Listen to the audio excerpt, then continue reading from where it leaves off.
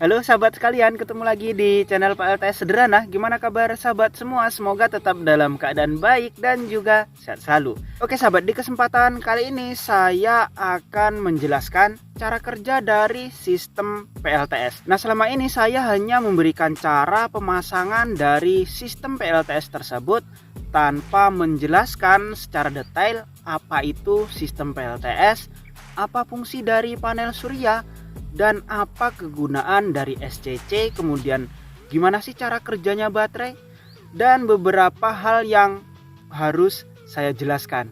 Namun sebelum saya lanjutkan ke pembahasannya, jangan lupa untuk di like dulu video ini, dan bagi sahabat yang baru berkunjung silahkan di subscribe dahulu. Oke sahabat, seperti yang terlihat di sini ada panel surya, kemudian ada baterai, ada SCC, ada step up, step down, kemudian step down, ada lampu. Nah, ini adalah komponen dasar yang ada di sistem PLTS. Nah, saya mau urutkan penjelasannya dari panel surya dulu baru ke yang lainnya. Nah, dalam sistem PLTS, panel surya itu adalah energi utamanya yang merubah cahaya matahari menjadi listrik yang kemudian disimpan dalam baterai. Dan perlu sahabat ketahui, untuk cahaya yang diambil dari matahari itu tidak semua cahaya bisa diserap menjadi listrik. Ada gelombang-gelombang tertentu saja yang bisa diubah oleh panel surya menjadi listrik. Makanya terkadang meskipun cuacanya tidak begitu terik, tidak begitu panas, namun hasilnya sangat bagus. Tapi terkadang cuacanya sangat terik, namun untuk hasilnya malah menurun. Selain itu, arah pemasangan dari panel surya ini juga mempengaruhi hasil dari panel surya ini. Semakin arahnya menghadap matahari, tentunya untuk hasilnya semakin bagus. Makanya ada yang memasang sistem solar tracking untuk memaksimalkan hasil dari panel surya ini. Nah, untuk pemasangan yang biasanya dilakukan biasanya di atas atap ataupun di bawah yang tidak bisa bergerak, itu maksimalnya mulai dari jam 9 sampai dengan jam 3 saja. Nah, dari pagi sampai jam 7 sampai dengan jam 9 itu biasanya hasilnya kurang maksimal. Karena untuk panel surya ini tidak bisa menyerap dengan baik gelombang cahaya yang dihasilkan oleh matahari. Nah, mungkin ada yang sudah pernah nyoba menggunakan cahaya lain seperti cahaya lampu, cahaya api, dan cahaya-cahaya lainnya, namun untuk hasil dari panel surya ini tidak maksimal. Itu disebabkan karena gelombang cahaya yang dihasilkan tidak sama dengan gelombang cahaya yang ada pada matahari. Makanya hasilnya tidak bisa semaksimal dari cahaya matahari. Kemudian untuk panel surya yang beredar di pasaran itu bermacam-macam. Ada yang 10 WP, ada yang 20 WP, ada yang 100 WP, bahkan yang sekarang ada yang 500 WP ke atas. Dan semakin besar untuk watt peaknya, biasanya hitungannya akan lebih murah jika dibandingkan per wattnya.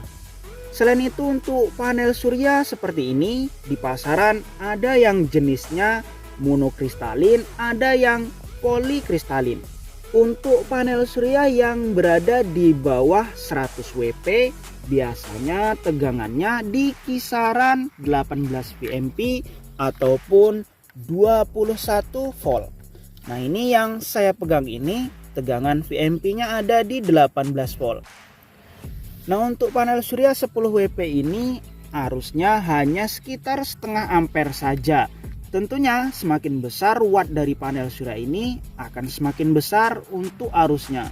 Kemudian untuk panel surya seperti ini biasanya didesain untuk tegangannya ataupun voltasenya sedikit di atas dari tegangan penuh dari aki.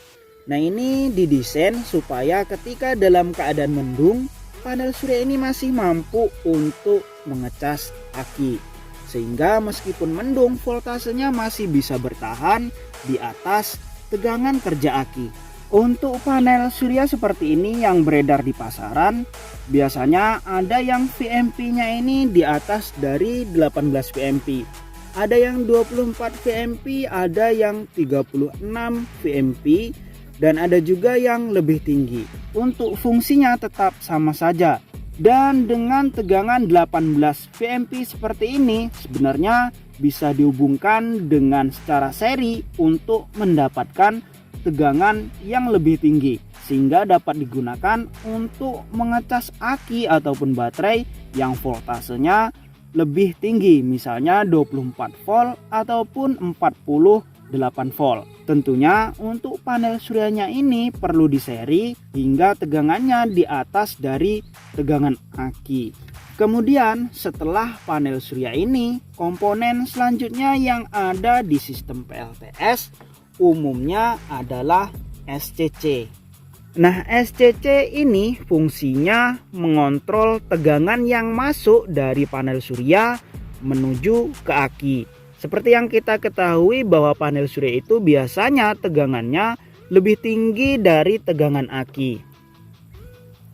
Nah, dengan begitu jika tidak ada SCC seperti ini, maka baterainya ini bisa overcharging ataupun kepenuhan, bisa rusak untuk baterainya. Nah, makanya untuk SCC seperti ini didesain ketika akinya sudah penuh, maka pengecasan dihentikan. Untuk jenis dari SCC seperti ini bermacam-macam. Ada yang jenisnya SCC PWM seperti yang saya pegang ini. Ada juga yang jenisnya MPPT. Biasanya secara efisiensi SCC MPPT lebih baik daripada SCC PWM seperti ini. Untuk SCC MPPT biasanya efisiensi di atas 90%. Sementara untuk SCC PWM seperti ini tidak sampai 90%. Ada alternatif lain yang bisa digunakan selain menggunakan SCC seperti ini. Bisa menggunakan step down seperti ini. Untuk step down seperti ini mengatur tegangannya dengan trim pot yang ada di sini. Bisa juga menggunakan step up, step down seperti ini untuk mengatur tegangan dari panel surya sesuai dengan tegangan aki.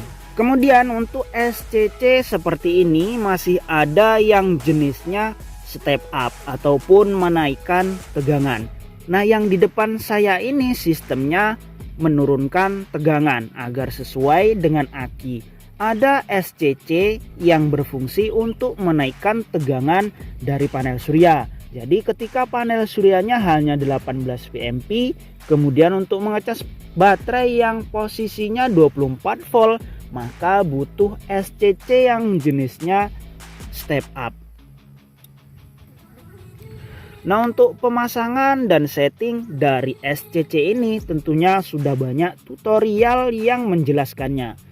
Sahabat juga bisa menonton video-video lama saya yang memasang SCC ini. Sekaligus settingannya juga ada di dalam video tersebut. Kemudian setelah SCC seperti ini, tentunya untuk menyimpan listrik yang dari panel surya ini dibutuhkan baterai ataupun aki. Nah, untuk aki ataupun baterai di pasaran ukurannya berbeda-beda. Semakin besar tentunya kapasitasnya semakin banyak. Nah, untuk listrik yang dihasilkan oleh panel surya ini disimpan dalam bentuk kimia di dalam aki ataupun baterai, tidak disimpan dalam bentuk listrik. Nah, karena yang disimpan dalam bentuk kimia, maka baterai ini tidak dapat dikuras sampai dengan habis.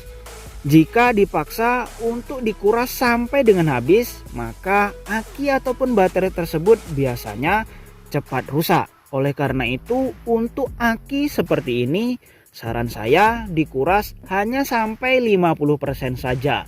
Nah, jika menggunakan baterai lithium ataupun baterai lithium 4, bisa dikuras sampai dengan 70 atau 80%.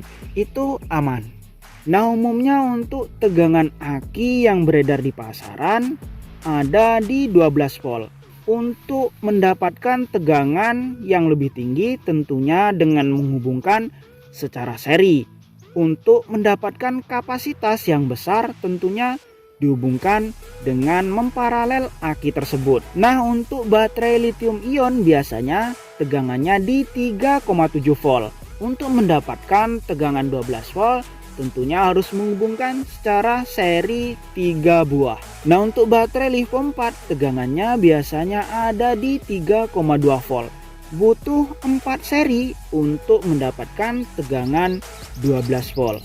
Nah, setelah panel surya, SCC, baterai, yang akan saya bahas lagi adalah beban dari semua ini.